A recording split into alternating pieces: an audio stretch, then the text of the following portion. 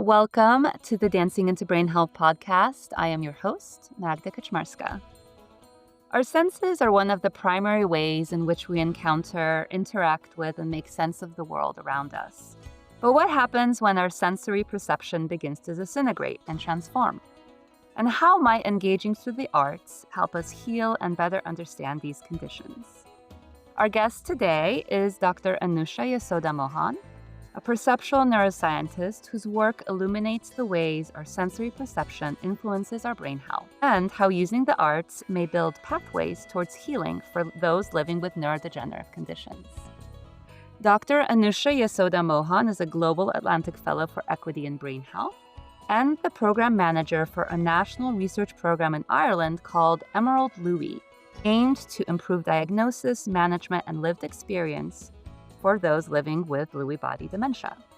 She is also a trained Indian classical dancer. While her research looks into the intersection of sensory perception and cognition in different brain-related conditions like tinnitus and dementia, she also practices communicating neuroscience topics through performing arts-based workshops with the aim to promote brain health literacy. Welcome, Dr. Anusha Yasoda-Mohan. I am so excited for this conversation. Thank you, Magda. What a pleasure and what an honor to be talking to you about two topics that I'm very passionate about and we have talked hours about as well. And I'm very excited to be sharing this with our audience today. Thank you. And if I may I call you Anusha? Oh, yes, please. Yes, please. Thank you. So I am absolutely delighted. Thank you for joining me. And for those who are listening, Dr. Anusha and I have known each other now for about 5 years. And yes, we're very close. I'm delighted, absolutely delighted that you're here.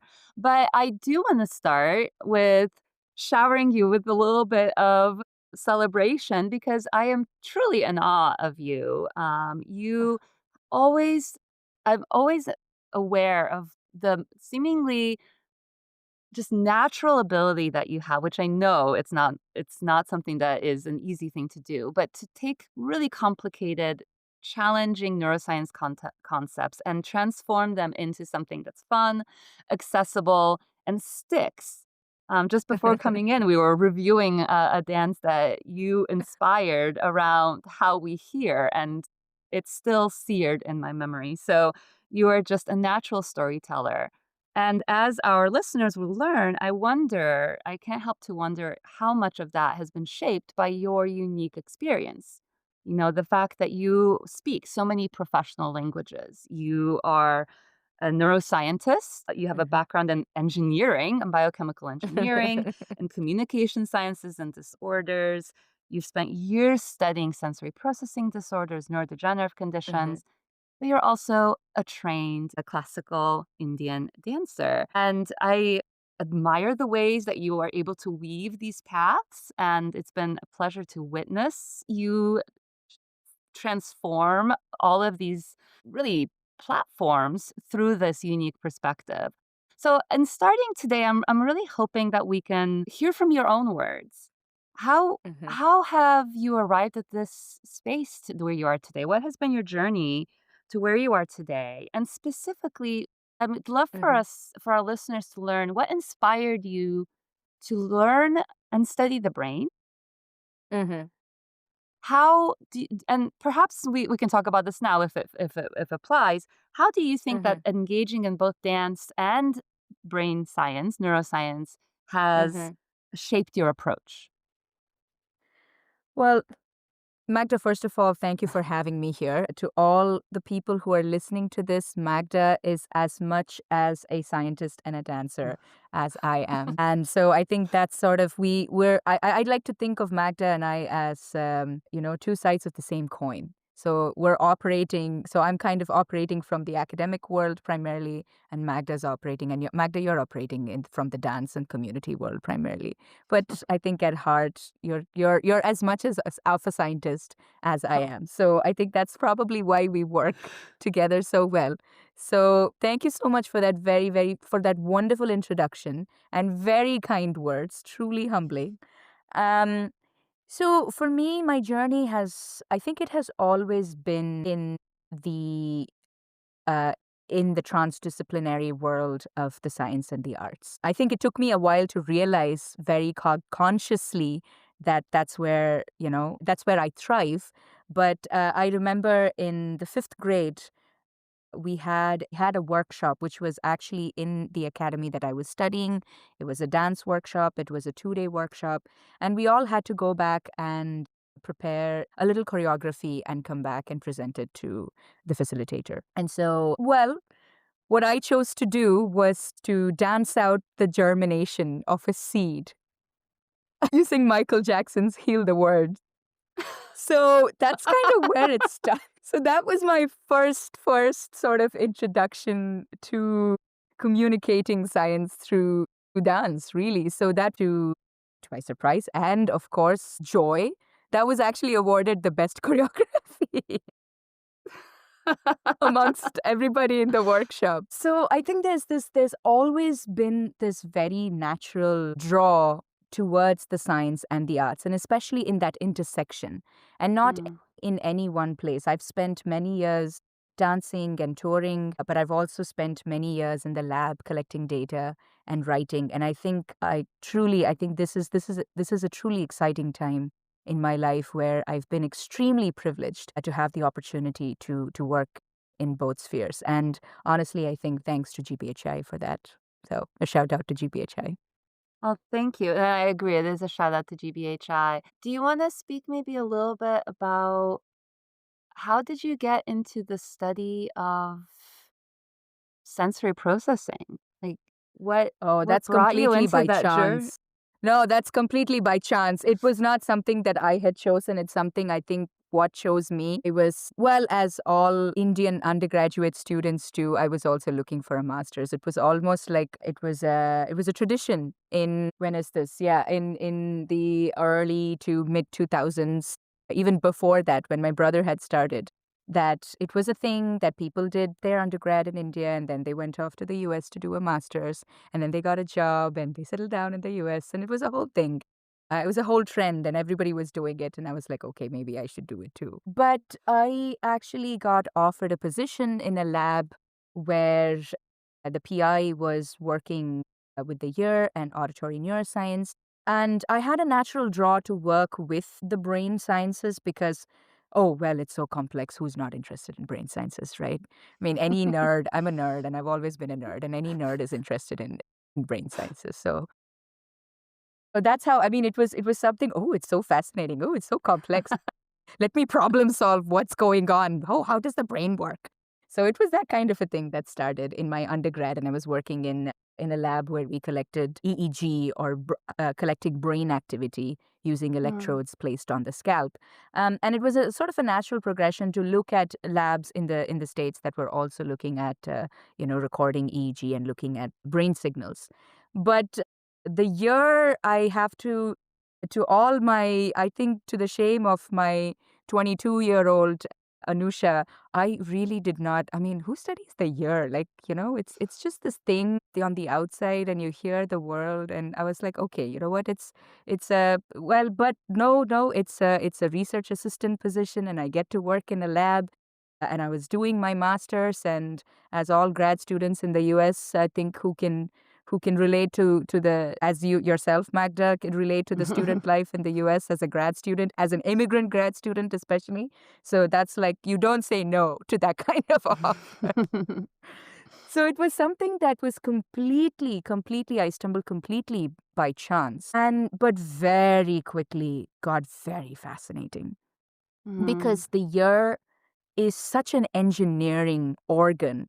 And there is so much. And I think I was sitting in a class of about 30 people, and these were all doctorate and audiology students. So they were all studying to become audiologists. And I was the only person from engineering sitting in this class learning about the ear.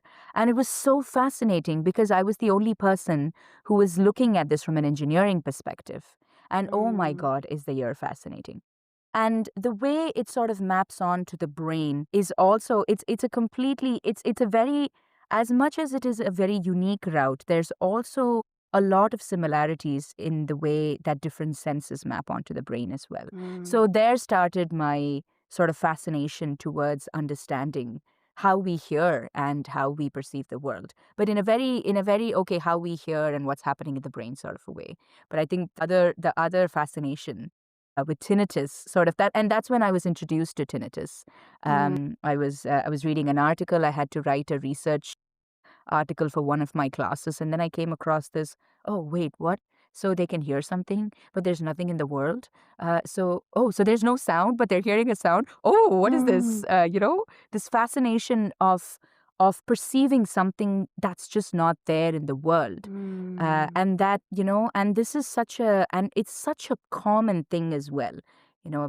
There's about anywhere between 15 to 20% of us can have perceived this on some level. Most of us have mm. perceived, a ringing sound, either when we're too stressed or when we're going to a concert, or, we've all heard this buzzing sound in the ear or a ringing sound. But there's about 15% of people in the world who hear it on an everyday basis. So that's just Mm. fascinating in terms of the numbers and in terms of how common it was. So that's kind of what got me hooked into auditory processing and aberrations in auditory processing to begin with. Yeah. So I actually so I'm struck with how many similarities you and I have because Mm-hmm. what actually got me or inspired me to really when I look back, all of this in hindsight, everything makes so much more sense, right? But when Mm-hmm. I look back on my journey, I realized that my introduction to and kind of a empathetic draw towards neurodegenerative conditions happened when I was Mm, also working in a research lab. So it was right after, very shortly out of my undergraduate. I started mm, working as an undergraduate in a molecular biology lab, and I was mm-hmm. also always Mm-hmm. interested in aging, but I was Mm-hmm. looking at it Mm-hmm. more from this like muscular skeletal perspective, and Mm-hmm. then I Mm-hmm. worked for 1 year in a research lab that studied Parkinson's disease, and it was a Mm-hmm. the PI of that lab was a doctor as well as a researcher, an Mm-hmm. MD, PhD. And so Mm-hmm. he introduced us in the lab to deep brain stimulation, and, at that Oh point wow. yeah, and just, like, what happens, and kind of perceiving what happens in the motor experiences of people who are living Yeah. with this neurodegenerative condition. And as a mover, as a Yeah. dancer, I just Mm-hmm. instantly Mm-hmm. felt this physical, visceral response of witnessing somebody experiencing movement that was out of their control, and then Mm-hmm. suddenly having a return to a fluid gait and agency with Yeah. their hands. It was Mm-hmm. so I still to this day remember how strong of an emotional response that had in me, and I that was like a Mm-hmm. click. It's like, I wanna figure out it's like, I don't know if I necessarily wanna do the research on this, but I wanna figure out what dance can do for it. And that has Yeah. continued to carry Yeah. to me to this day. So Yeah. I can relate to that, "Wow, Yeah. wait a second," that Uh-huh. latching onto Uh-huh. a concept. But you Uh-huh. said Uh-huh. something which, I'm hearing you use the word perception and that we perceive the world through our senses. And I'm Mm-hmm. curious because, you also started to mention that, the ear is this little thing, this little funny shape that's on the outside of our head, right? How do we perceive the world around us through our senses? Well, that's a great question, because I think all of us think that, there is sound, or, there's a shape in the world, and then we see it or we hear it. And then when that sound or shape is not there, then we don't see it or don't hear it. A lot of us think that it's a very linear kind of process, that if it's there, you see it. If it's not there, you don't see it. And Mm, it is driven by the external world, that our perception is driven by the external world, is the general and common understanding of perception. But there is a difference between perception by itself is a cognitive concept. So there's a mm, whole lot of people who might argue around whether perception is cognitive, and I think I don't want to start a discussion here if perception is sensory or cognitive, or there's different kinds of people who might say different things, but it's not a passive process. But what I mean by perception is a cognitive process is that it's not a passive process. It's mm, not that you see and what is there you see, what is there you hear, but it's actually an adaptive and a very active process, mm, because we don't consume each and every bit of detail that's there in the world all the time. Because if we were to Mm. do that, then our brain basically will get heated up and it's going to go on overdrive. So the brain Mm. is a very smart system. So what it's done over the course of our lives is that it has learned the patterns of, Mm. learned the visual patterns from absorbing light and absorbing the shapes and absorbing the colors. And the same way it's learned the auditory environment, the auditory pattern, the auditory landscape over the course of many, many, many, many years. And this is what our system, our brain does when we're children, when we're infants, that it actually trains. So the auditory system is fully developed by the time we're Mm. born, but the visual system is still developing because it needs input. With Mm. that input from the visual world, and because you have input from the auditory world when you're inside, but especially after you're born, you Mm. collect, so the brain collects information from the world around it and it builds a little model on its own. So it says, I'm going to build a model of the world around me. And based on this model, I'm going to actually make predictions. So this is the Mm. most likely input that I am going to get at this given point of time or at any given point of time is an information that the brain holds in its head. And so what it does is that it's going to say, okay, I'm expecting to see this in this environment. I'm expecting to see this. So in a zoo, I'm Mm. expecting to see animals. On the road, I'm expecting to see vehicles. Is something that the brain is learned over time. And it's always correcting itself. So it gets input from the world and it has an expectation of the input that it's getting from the world. And so Mm. there's a prediction and there's an input. If there's any difference between the two, then there's an error. So it's called a prediction error. And the brain sort of makes up for it. Either it's like, oh, it's just one off, it's too small, I can ignore it. Maybe it's Mm. not that important. You're driving a car and there's other cars there are black cars around you or gray cars around you. But let's say that you have a red car and a red Porsche pass by you. You're going to turn and look at it because it's not Mm. something that it's expecting. So you're going to turn and look at it. But it's still a car. So the brain's like, oh, wow, okay. And that, oh, wow, is the brain's sort of interpretation. So let's say that you see an elephant on the road. So for an Indian person, it's still okay to see an elephant on the road because we're quite used to seeing elephants on the road on processions and different kinds of situations. So for in that case, when you add that cultural context, it's still, oh my God, what's happening here? Am I in India? What is happening here? Am I in India again? Or, oh no, I'm in Dublin. So maybe this is not supposed to happen. And so that kind of, oh my God situation where you're not expecting to see something and you get this sensory input, then the prediction error is bigger. And the brain Mm. has ways of compensating for it. That if it's a once-off thing, it'll kind of write it off. And yeah, so that's kind of how the brain predicts what it's supposed to get and compares Mm. it with what it actually gets and updates its model depending upon the frequency of this input and how it learns its environment. So a very good example of learning is taking the same road example.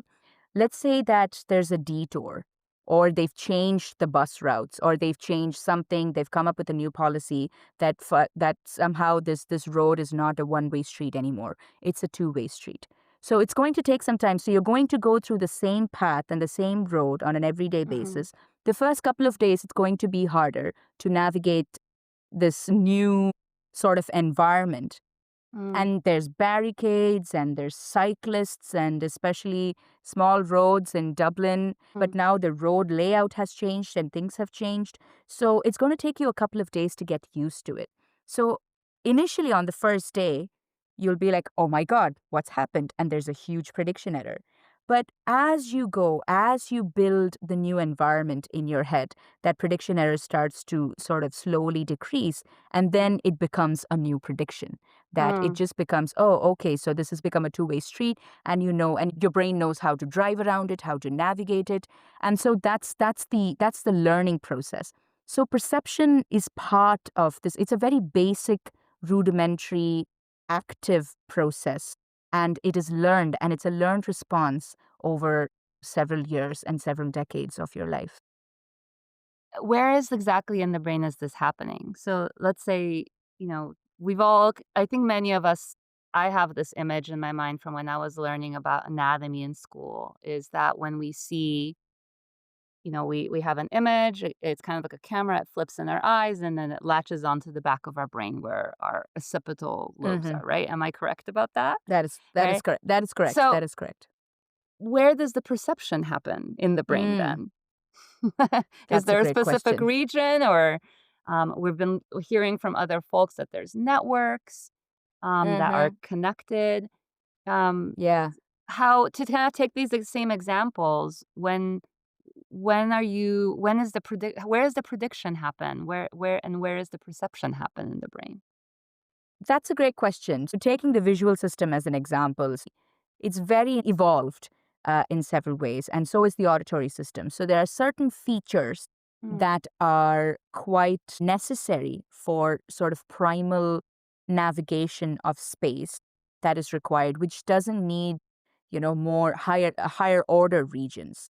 So, the prediction part of it and all of that is for more complex scenes and more complex things. So, for things that were conditioned and for environments that were conditioned, for stimuli that were conditioned and are more primal, it's quite basic. So, you're like, it's the first thing that you hit. So, there are different layers in the occipital region and different parts in the occipital region that encode certain lines, that encode certain orientations are mm, encoded in a very basic way.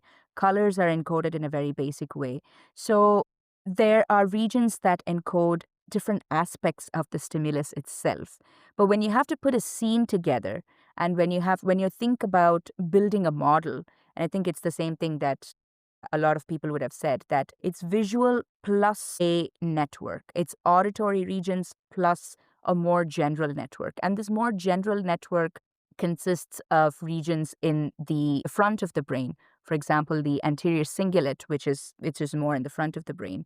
And a lot of people talk about the anterior cingulate cortex, especially because it is involved in processing new information or novel mm, information, because novel information is so important to get when you're building these predictive models. So we actually wanted to see what is the auditory predict region or predictive network. And we did an mm, experiment and we found that it was a combination of more auditory regions, which were encoding more basic sounds like tones and beeps. And then there were more complex regions, which were involved in more generalized functions. So you have this sort of prediction network, and then you have the different senses which talk together with the prediction network. And mm, so it's a combination of domain specific regions, which would be specific to auditory or visual or somatosensory or movement. And then you have your domain general regions, which are more generalized and are involved in cognitive tasks or multiple things together. So that's kind of how it would be organized. That there's this communication between two mm. different types of regions. As we've been talking with over the course of this season about brain health, I'm curious about how researchers are starting to identify or understand how these sensory systems might influence or provide protective brain health factors or potentially be adverse, risk Hmm. factors for brain health. So, how does hearing and our visual system interface with our lifelong brain health?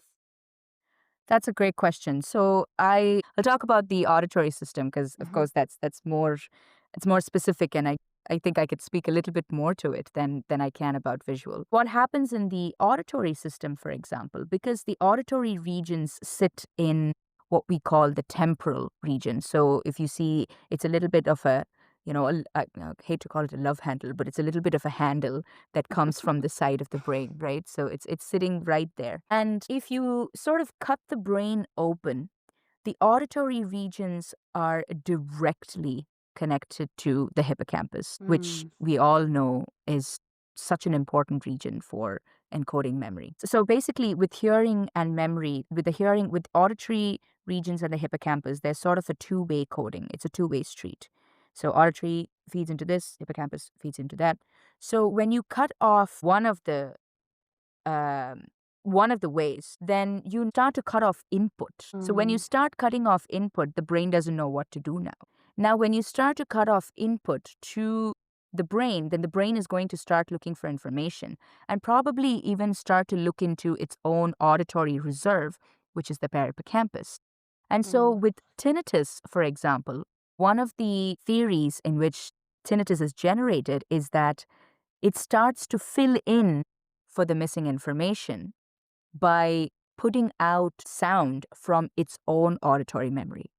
So mm, it starts to navigate its own reserves. So one of the clearest links to why hearing loss might be related to specifically Alzheimer's is that, because hearing is directly connected to the hippocampus, and when you start to cut off input, then the hippocampus starts to suffer. That's why getting a hearing aid and getting hearing intervention much sooner. And it's not to say that, hearing aids are a cure for dementia, but it's definitely a mm. protective factor to protect that connection between the auditory regions that process sound and the hippocampus, which stores memory. It's as simple as that. You cut the link Mm. and you're going to suffer. And then when you add the link, you start to add these connections, right? Because we know that the brain is very plastic. And I would take every opportunity to say, and I'm sure you would do too, Magda, neuroplasticity is not about the brain growing new cells, but about growing new connections. And Mm. even in neurodegenerative conditions, we grow new connections all the time. And that's why it's important to keep building these neuronal connections by using a hearing intervention. And that's why it's so important Oh, to that's start early. fantastic. Yeah, no, thank you for this, and I think it's encouraging to really put a focus.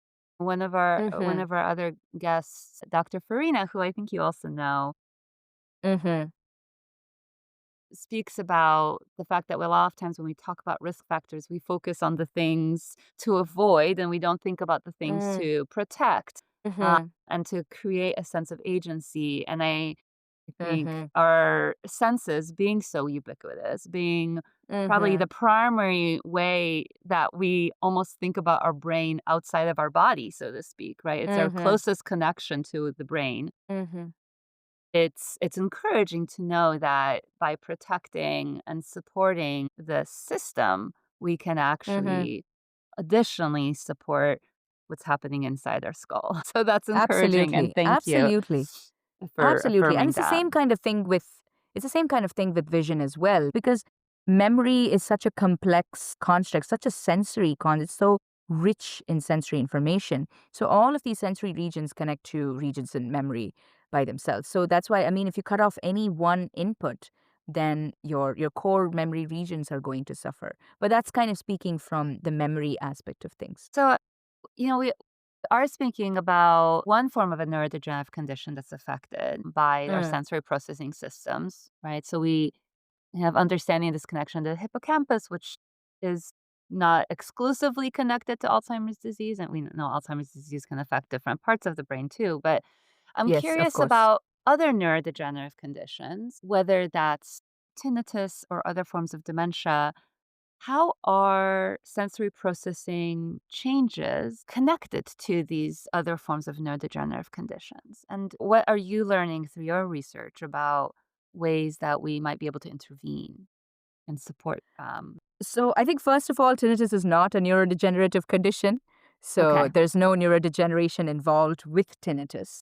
I think the question right now is if tinnitus would be a risk factor for Mm, other kinds of neurodegenerative diseases.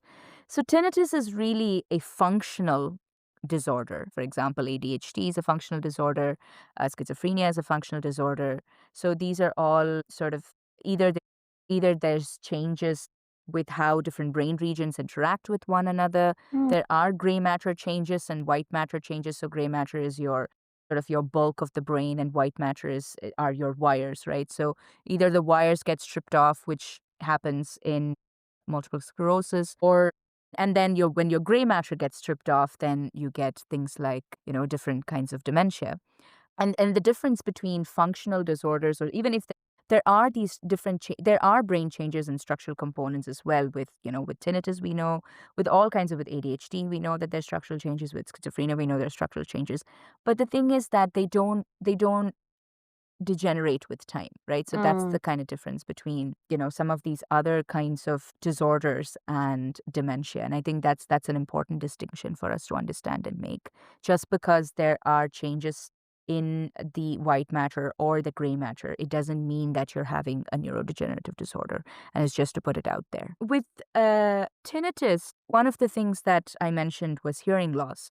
And hearing loss is one of the biggest risk factors for tinnitus, almost. And it's the other way around as well, that about 80 to 90% of people with tinnitus have some sort of hearing abnormalities. It can be, very severe hearing loss, or it could be changes in the auditory pathways that, if in a younger person, usually you don't realize it because the brain is also doing a lot of work to compensate for these things.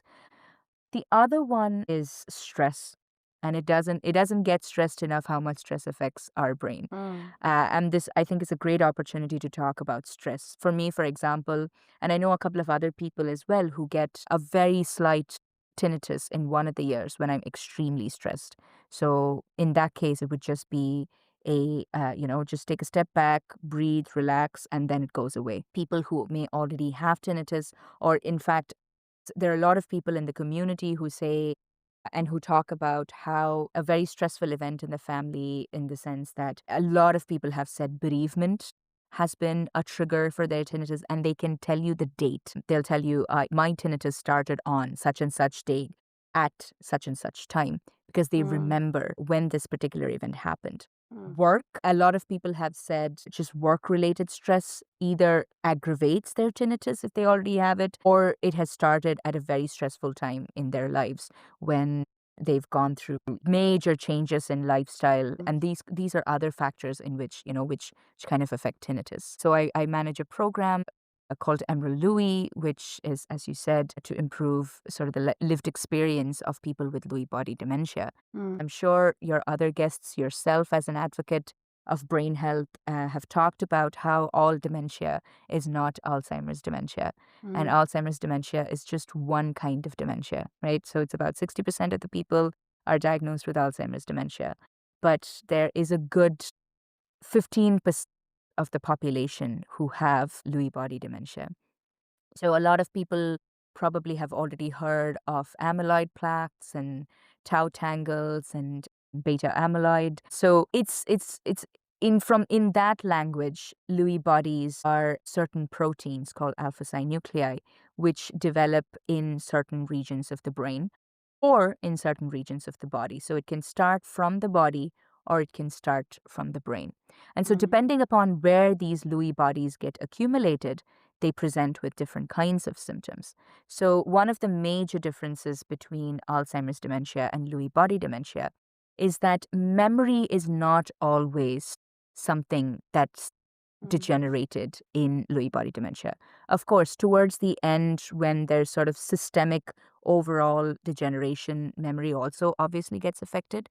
But if they don't have Alzheimer's pathology, like if they don't have amyloid depositions, memory is not something that's the first thing to go, or it's not always impacted as well. One of the things that they start with could be hallucinations, and vivid visual hallucinations and distressing visual hallucinations. So, for example, tinnitus is a very, very basic form of auditory hallucination. But then people can have very developed auditory hallucinations called musical hallucinosis, where people hear songs all the time. So there's one person who I know who hears Happy Birthday all the time, 24/7. So, but then they know that it is not present. So there's that distinction between what is reality and what is not. So they're very aware that they don't hear Happy Birthday, it's not playing somewhere, it's not real, it's only in their head. And that's the confusion between people with Lewy body dementia and with schizophrenia as well, because then they think that it's a psychosis and it's a psychiatric condition. And so a lot of people start in the psychiatric department and get misdiagnosed for a psychiatric condition and not dementia. But some people can start with what is called REM sleep behavior disorder, that is kicking in their sleep. Some people start with a very classic presentation of Parkinsonism, and they could have it for 10 years And then later, 10, 20 years later, they could start developing symptoms of either cognitive decline, mostly with cognitive decline, or they could even start to have hallucinations. So Mm. the main difference between other psychiatric conditions and Lewy body dementia would be change in cognition, not just the delusion bit, but there's change in cognition. I'm really glad that you're speaking about Lewy body dementia. And I think actually we just recently had a month, at least in the United States, of awareness for Lewy body disorders. And Mm-hmm. from what I hear from advocates who are living with Lewy body dementia or who have been care partners for individuals who have gone through this experience, is that we currently really have a difficult time still in the clinical community of diagnosing this condition. Mm-hmm. Socially, Mm-hmm. there's a lack of understanding and awareness about Mm-hmm. this Mm-hmm. experience with regards to neurodegenerative conditions. There's a Mm-hmm. very we've done a really good job, I think, of raising awareness about conditions like Alzheimer's disease, but not so much Mm-hmm. with other conditions like frontotemporal dementia or Lewy body disorders. Mm-hmm. And Mm-hmm. um, I am not an expert in this, but you've mentioned this a little bit that the diagnosis can be really challenging. And so then Yes, it further creates a sense of confusion, I would imagine, and difficulty for absolutely. individuals who are navigating this. Absolutely. So, can you Absolutely. speak a little bit about some of your current work with people with lived experience and people who are Mm-hmm. navigating this journey of living with Lewy Mm-hmm. body dementia? How are Mm-hmm. you connecting with these communities? And Mm-hmm. maybe tell us a little bit about what Emerald Louis is all about and what are some of the things that you're Absolutely. learning together with these communities?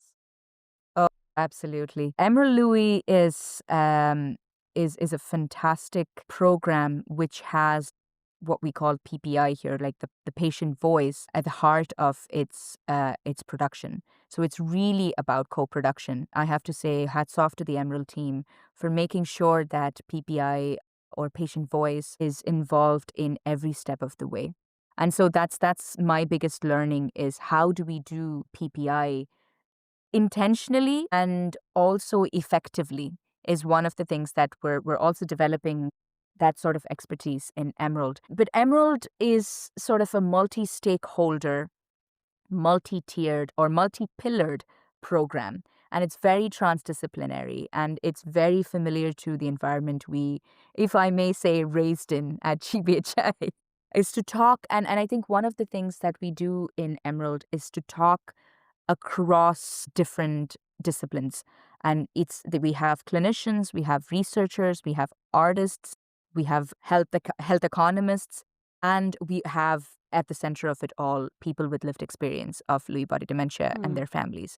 I'll talk about some of the main outcomes because in Ireland there's literally nothing for Lewy body dementia. And it's not that, there are some places in the world which have certain toolkits, certain pathways, but in Ireland we're kind of building this up from the ground. And this was inspired by the Diamond Louis toolkit, which was developed in the UK, which is being widely promoted and helps clinicians better understand and better diagnose Lewy body dementia. mm, So we've kind of taken it a step further where we have different sorts of services that are being researched in Emerald. And we're hoping that in the course of the 4 years, so we're kind of at the midpoint. So by the time this finishes, that our third sector partners like Parkinson's Ireland and Lewy Body Ireland will pick it up and continue and take it and run with it, or the Alzheimer's Society. So one of the big research outcomes is to build a care pathway. And we talked about, as you mentioned, there's no pathway. How do you start? Where do you start? What are the symptoms? What are different professionals supposed to know? And who are the different professionals who are involved in the care of somebody with Lewy body dementia? So we're kind of mapping out this care pathway for Lewy body dementia. We're also sort of piloting a research cohort. So it's an observational study where we have patients with Lewy body dementia come in. We do different sets of clinical assessments. We also collect speech markers.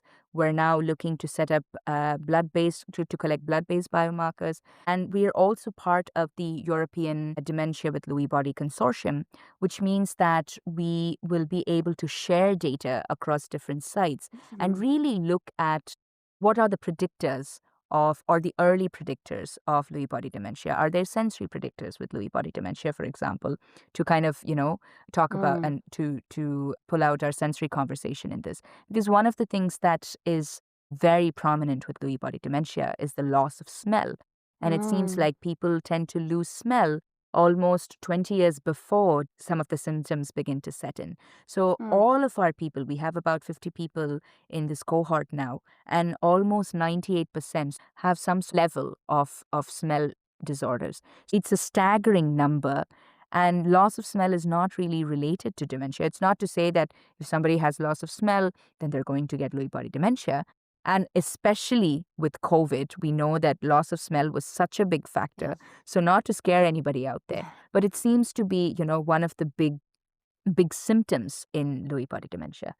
So the next thing is building a peer support model. So there's no real way of, there's different informal ways of peer support, obviously, but an evidence-based way of how do we provide peer support for specifically for people and carers of Lewy body dementia is also a model that we're building. And of course, me being a dancer and Professor Irisima Leroy, who is the PI of the program, and she's also very interested in how the arts may be involved in understanding the lived experience of people with Lewy body dementia. We have all these biomedical research papers and projects that go on in Lewy body dementia, and especially in Lewy, it's very biomedical at this point. And so one of the goals of Emerald is also to try to understand what is the lived experience. What does it mean to live with Lewy body dementia from a very human perspective? And Mm, so it's not just the arts, but there's a small multidisciplinary PhD team involved. And there's one person sitting in creative arts, especially in drama.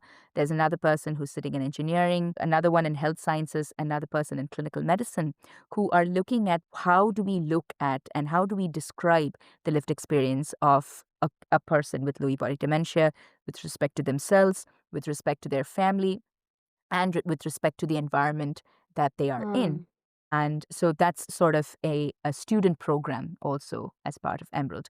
And Emerald is really, it's not just Trinity College, where I'm from, but it's an all island approach, as we very proudly say in Ireland, that we have both people from the south of Ireland and from the north of Ireland who work together from multiple different universities, lots of different collaborators from the National Dementia Office, from the HSC, from our different third party collaborators to different institutions like, Trinity, UCC, so University College Cork, and Queen's University Belfast. So these are three key players in Emerald who are sort of driving this agenda of an all island approach to understanding and improving lived experience of Lewy body dementia.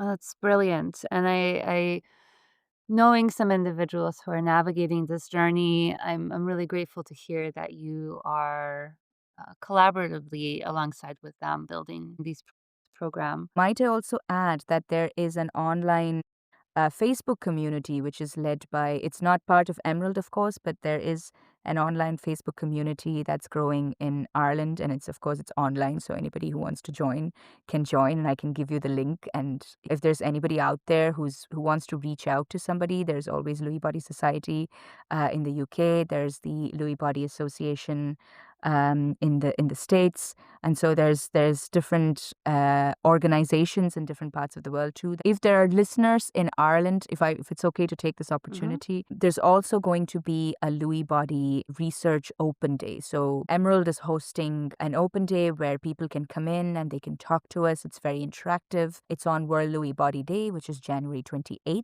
and I'll send you a link to that as well, and it's free. People can just drop in. It's if you're a person with any sort of dementia, or if you're a family member of someone who is living with dementia and you want to bring them in, there are also specific timings and specific hours that are more dementia friendly and inclusive as well.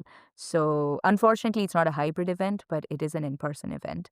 So if you have listeners in Ireland, they can definitely come in and chat with us. Fabulous. I'm glad that you shared this. And yes, we'll definitely include this in the show notes so individuals can check out both the US and the UK, EU, Ireland links. And we'll definitely include this. I'm sure that some of our listeners will check this out. delighted to hear that. And I think this is, I imagine your influence is really key to this, but also I'm really grateful to hear and to see how the Global Brain Health Institute and Trinity College Dublin have been leading in really intentional and thoughtful collaboration with the arts. I know that you and I have Mhm. explored this. Mhm. Mhm. Definitely want to go in and hear about some of the projects that you're working on. But before we do, I'm curious. Mhm. We started this conversation by talking about how we both come from these strong pillars of both the sciences and dance Mhm. specifically. Mhm. I'm Yeah. curious, how do you think that the arts are, or why do you think that the arts are so uniquely positioned to enhance brain health literacy? Well, I think the arts are a language of the human race. So, connection is to me really stimulated through the arts. It's always that when we're talking about common things, there's a certain level of connection. But when we start to move, or when we start to share poetry, or when we start to share art that means something to us, then I think it really kindles and it really brings out something that's very primal, and that's such a stimulator for social connection. And as we know, social connection is one of the biggest risk factors for brain health Mm, disorders. So for me, arts are a tool for connection. And specifically in the spaces that I've seen and I've worked in, the arts somehow have a way of breaking down silos and breaking down these very vertical structures and creating a very horizontal landscape. And so, either starting a meeting with movement, or starting um, a consortium, starting a conference with a piece of music, somehow just differently sets the tone. It just brings in something very human. And the science sort of takes the role of a service provider. And with the arts leading the human side of why, it really brings the why into why you're doing what you're doing, hmm, especially in health sciences. This is sort of an indirect link going on to say that, the better brains produce better science, I guess. So if you're engaging in the arts, you're probably looking at a healthy brain, which is going to produce better science for brain health. And so we actually understand what's going on in the brain. So it's a little bit of a loop there. But yeah, to me that's why the arts is so important, that it really brings intention and yeah, it brings awareness to your body. And it can be, I think, any form of art is embodied. So I think it really brings that connection between brain and body, which is so important for anything that we do. So I think yeah, people who are more connected with their bodies probably produce better science as well. So in yeah. that sense, the arts is so important. Yeah, that's why it's important for me. Yeah, I love what you were saying about it as being a horizontal experience. So much as we don't want to acknowledge it, I think sometimes, or maybe we don't even aren't aware of it.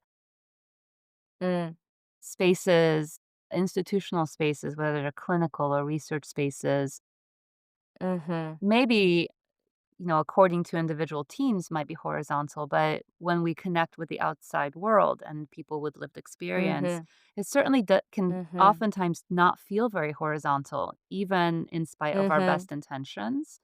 And so this mm-hmm, is sometimes, I think, where the arts can become an incredibly helpful tool, as you mentioned, mm-hmm, to um, kind of put everybody on a level playing field, where mm-hmm, maybe sometimes even folks who are coming in from outside of these research communities and maybe even more accustomed to engaging with the arts and in more creative ways than some of the researchers. mm-hmm, And it puts everybody a little bit out of their comfort zone. And perhaps, we were hearing from our last guest, mm-hmm, Dr. Vessel, speaking about neuroaesthetics, and he was talking about this edge of the mm, unknown and how the arts place us in that space. And that actually is incredibly generative.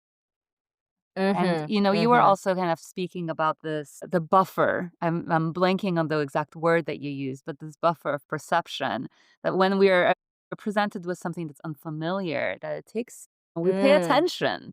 right? Where our Uh, brains kind of fire up. So I wonder if we're actually creating opportunities for people to focus and to connect. But I think the language aspect of this is something that I'm really interested in. This fact mm-hmm, that oftentimes when we're faced with something that's really novel, whether mm-hmm, it's an experience that is different from our own, it can be hard to mm-hmm. find a shared language. Absolutely. I mean, it's something that I experience and I navigate on almost an everyday basis with this job. Is so in the arts, strategic meetings mean something completely different from what I would think it means in the sciences and where I was coming from. So Mm, something that is strategic from a very systems level is very different in different spaces. That's why creating human connections is so important to doing interdisciplinary research. mm, And I think that's the secret sauce, especially living in a world where everybody is talking about interdisciplinarity, everybody's interested in interdisciplinarity grants, everybody is looking to move from multi to inter to transdisciplinarity. I don't know if any of us really understand what means, and I think we did this small workshop where everybody was given a project and they were asked to tell the facilitator if it was interdisciplinary or transdisciplinary or multidisciplinary, and everybody came up with a different answer. mm, So irrespective of what a person's definition of inter and transdisciplinarity is, in my opinion and in my experience, the secret sauce to making this a success is human connection, is mm, really connecting with this person on a human level to say, okay, so just let me just listen to what this person is saying. I may not understand, and also being aware and acknowledge that what I am saying is different from what this person is saying. And I want to sort of circle this back to our perception conversation. So I think it would be incredibly naive and arrogant of us, even if I may have the audacity to say that. Definitely ignorant and even arrogant of us to think that we all perceive the world the same way. And we have examples from everyday experiences, especially in a particular condition called synesthesia, where people can smell music and people can taste color. So mm, these and in these people there are different parts of the brain that have synapsed and connected and formed connections with other parts of the brain. So the smell regions of the brain have connected now, mm, crossed over to connect with the taste, or the color has crossed over to connect with the touch, for example. So the experience of the world for these people are completely different from the experience of a person who does not have synesthesia. So the mm, world is a little bit different, even from a perceptual standpoint. The world is different, and our perceived reality of the world is different. So mm, empathy on a very basic level that, okay, you're a person, you have your ideas and perspectives are different, and my ideas and perspectives are different. Let me give space for this other person, right? mm. I agree with you. Empathy is really critical, and I do find that being able to engage in the arts helps us arrive at that shared sense of empathy.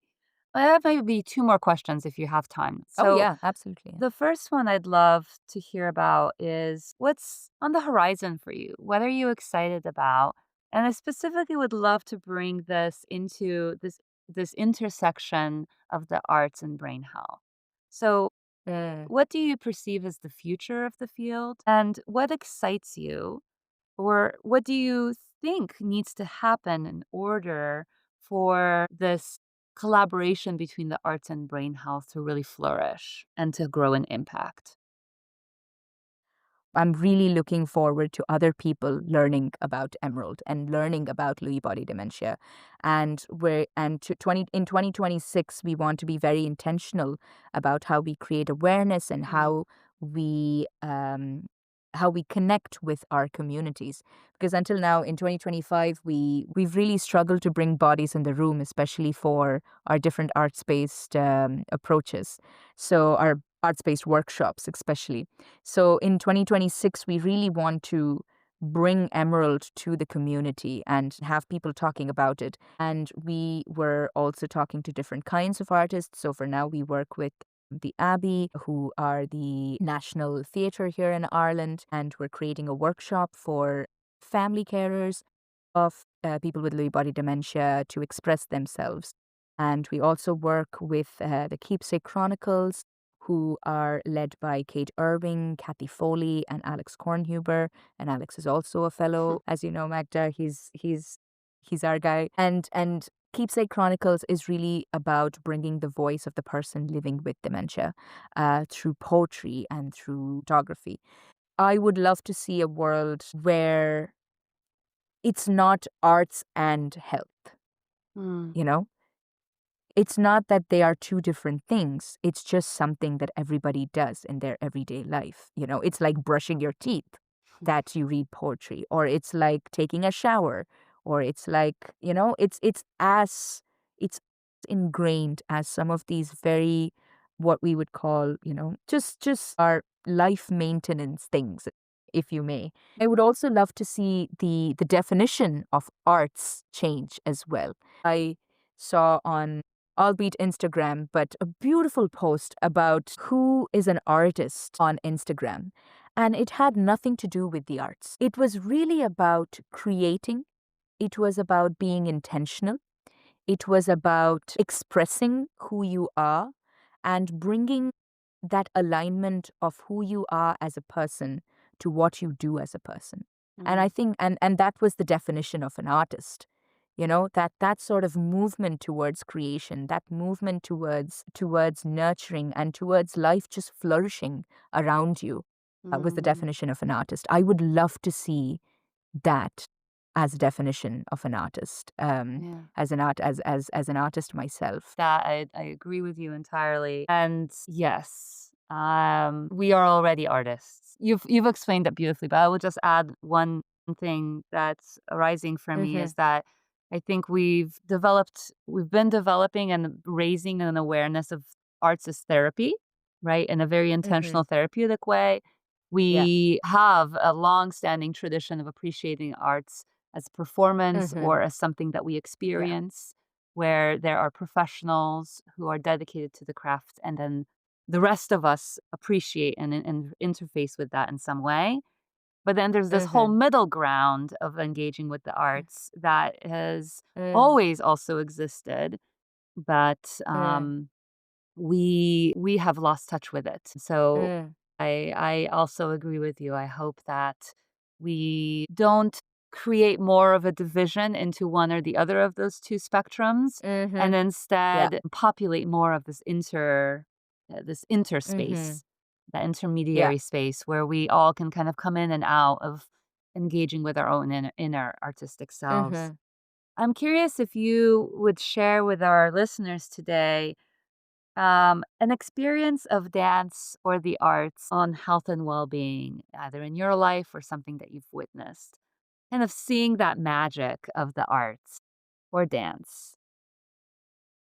I'm part of an theatre group here in Ireland called Mm, Solo Sirens, and it's very intentionally named that way so that it represents the community of sirens, but also each single voice that comes with it.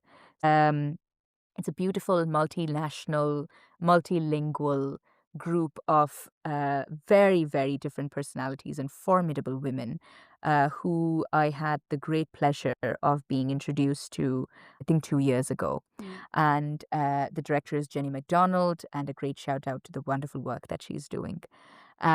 So we were practicing for the Solar Sirens Collective Festival. So the Solar Sirens Festival happens every other year, and the mm, festival goes on for several weeks and usually ends in a collective where the women sort of co-create. So it's a co-production, and the dramaturgy is done together. And this comes from individual workshops and personal stories, and it's sort of stitched together in a nice 40-minute play. So it was one of those moments. It was on stage, and so my co-artist and I, we had created this scene where we were representing me as myself and my co-artist as my sort of inner self, and how we're kind of in sync. And there's this event, and then we kind of go off sync. mm, And then I'm kind of looking for myself and searching for myself, and she is unable to connect with me. And mm, obviously, as we've probably all experienced that disconnection between our inner selves and our who we are, and the inner and the outer selves, and then you're sort of lost in this very confusing, overstimulating world. And it was a point of time in my life I was having, trouble connecting with people. It was a very distressing time in my life, and I had just come out of a very distressing time in my life. And even with Solar Sirens, I was finding it really hard to connect because I just didn't know how to connect with people anymore. There's a scene, and in that instant where it's very intentional, that she hugs me from behind, and that was it, Magda. That was it. I am on stage weeping, and those tears Mm. were real. And somehow the rest of the play, 10, 15 minutes of the play that still goes, yet somehow that was completely different. It was a Mm. completely different experience going through the next 15 minutes of that play. And it was almost like I was remembering how to be myself again. And it Mm. was that instant on stage which just completely broke down whatever invisible barrier that I was holding up, or something that was up around me. And I could viscerally feel that barrier break with the music and with the touch and with the movement. That was probably one of the most magical moments I've experienced on stage. So there you go. Wow. I can see perhaps as a performer, sometimes some of these aha moments happen in private, and sometimes there's a certain level of privacy somehow weirdly when you're on Yeah. stage. It's ironic, I guess, in a way because you are being Well, witnessed, but at the same it's time, it's actually, and I think no, I think that's it. I think that's it. And I think that's the beauty of performance. Mm, And it takes courage, and of course it takes a lot of training. But if you really think about it, it's about embodying that courage to display that level of vulnerability to mm. an audience. That's something, I mean, it's very counterintuitive. But once you do that, I almost feel like you can do, Well, it sounds you know? like it created a really impactful Oh, yeah. shift for you that you really Very, needed yeah. at that time. And I think there's certain At that time, yeah. serendipity of that. So I'm delighted that that happened for you as your friend Yeah. and as your colleague. But thank you for sharing that with our audience. But I'm wondering, as we wrap up for today, before I close and say thank you, is there anything else that you want to share with our audience?